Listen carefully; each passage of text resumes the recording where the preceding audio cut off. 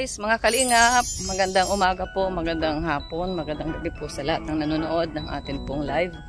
Nandito po ako ngayon sa hiding place sa atin pong ginagawang grapes, vineyard. Ayan, may dala po kaming kulambo, net. Kasi yung pong ginawa ko po na plastic ay pa rin po, yung init. Tumatagos pa rin yung init. Ayan, sige, anin mo. Kasama ko po si Pinyel. Ayan. At saka dito rin po si Kuya Kens. Ayan. Ayan, dapat hindi malalagyan ng ganyan. Dapat mahila pala dito, Dito, Mahikit dito, Lagyan kaya natin ng tali, Kens. Oo, hihilahin lang yan dyan. Kaya lang, dapat may hagdan. Ayan. Tingnan mo nga ito, Pinyel, kuhain mo daw dyan. O, kakulay mo pati yung, yung net. Ayan, sige. Isa lang siya. Ay, isa lang. Isa lang pala. Isang haba lang siya.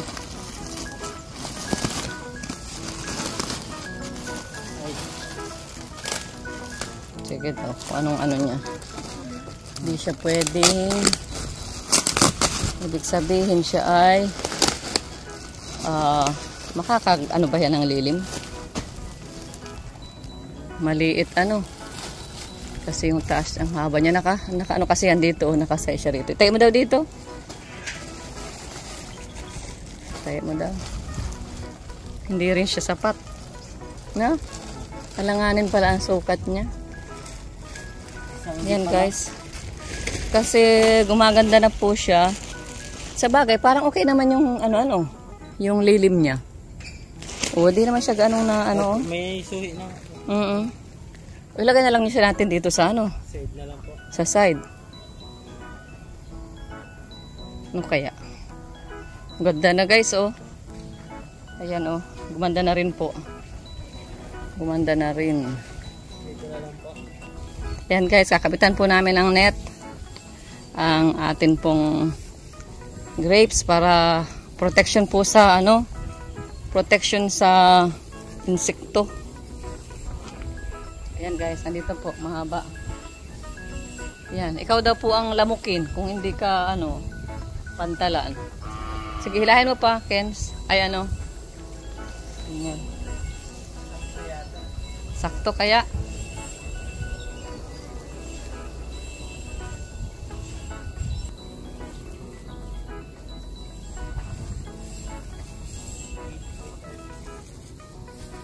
Haba po, haba guys.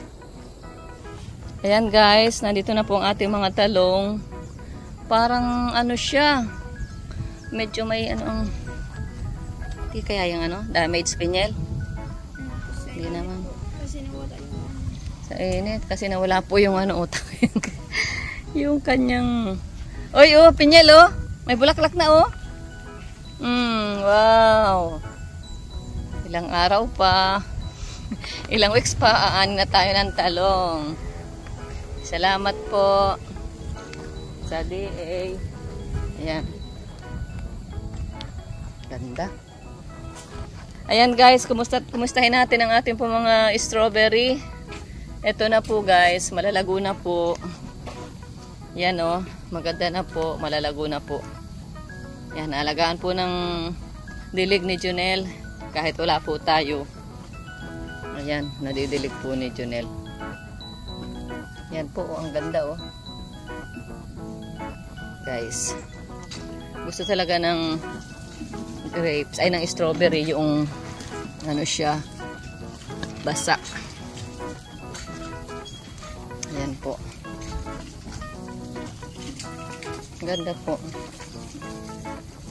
Laking tulong po nitong ginawa nating bubong sa kanila. Hindi sila nabibilad. Ito po. Ayan tatlo na ang bulaklak. Tatlo na po ang bulaklak guys. Ang mga sisiw ni ayan nakahapon na po sila doon. Ang cute. Nakahapon na sila, nakadapo na sila doon sa kanyang kulungan at may Nadagdag na. Ayan guys. Yan po si Pinyel. Sinama po natin para ayan. Para po madiligan yung mga strawberry. Yan, ganda niyang Pinyel oh. Oh, ganda oh. Ang dami niyang ano. So, punta natin dito. Kuha na naman tayo nung ano. Ayan guys. Ang ganda na po ng mga tubo ng strawberry. At ito pong ating mga tanim na gulay. Nandito na rin. Ayan oh, malago na po. Bagaman malakas po ang init. Grabe. Pero ayan, nakakasurvive po sila. Ayan guys. Hanggang doon na. Ang taas na. Ang taas na guys. Mahirap na itong kuha ng bunga. Ayan po oh. Huwag naman sanang masunog sa init. Ayan na po. Oh, may malunggay na rin dito si Junel. Pwede nang kuhaan ng pangulam na gulay. Ayan, nandito po sa panabi ang okra. Ayan na guys oh. Lalaki na po. Ayan oh. Madali na itong ano. Ito Pinyel, madali na rin ito magbunga. Uy, may nangangain ng dahon. May ano ito, mayroon itong uod sa ano, likod. Uy, ganda oh. Laki oh. Madali na rin itong mamulaklak guys. Madali na rin po itong mamunga. Ayan. Ito humabol sila. Ito po yung inilipat natin. Kasi sila ay 3-4 na puno tabi-tabi. Kinuha natin yung isa, nilipat natin dito. Medyo nahuli po sila. Ayan guys. Ang ating mga sigadilyas. Ayan oh. Gumapang na rin po. Gumapang na rin. Ito medyo na natuyo. Tanggalin na natin po ang tuyo na dahon. Ayan oh, mataas na guys. Ayan po, magapang na sila pataas. Pag nakagapang na yan pataas, mag-uunahan na po yan ng mag-uunahan na yan sila ng pagbunga. Yan po, ito po ang ating update dito sa ating gulayan, sa hiding place. Yan, atin pong talbos ng kamote. Marami na namang talbos ng kamote. Ayan, masarap ito sa sinigang na sariwang isda. Ayan guys. Ito po yung mga avocado natin. Ayan po. Ano lang muna natin dito. Ayan po.